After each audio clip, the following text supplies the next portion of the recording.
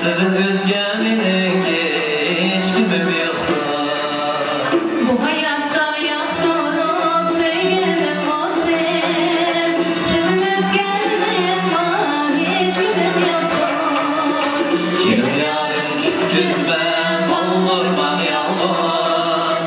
Siz dışında jürsünüz bu gönlüm dolu.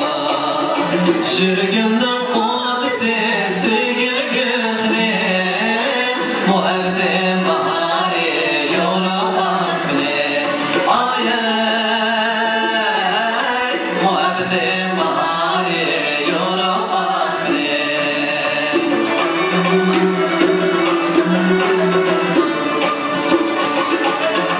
Bu bağlarda rengarenk güller içime son. Hoşanlıkla kuşanlık kilimlidir son. Hoşanlıkla kuşanlık kilimlidir son.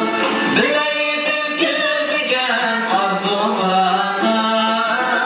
Sevgi bağdan aşınız ben yüreğidir son. Jürgümden oldu siz sevgili gönlüm. Muhabbetim bahari yoramaz bile. Ay ay, muhabbetim bahari yoramaz bile.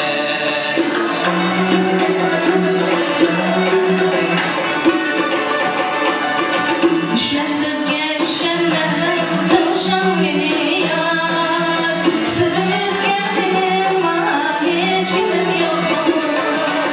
Düşmesiz geçemem konuşan biri yar. Sizin özgeminem var hiç kimim yoktur. Kilim yarın git gözden olur bak yalnız. Siz dışında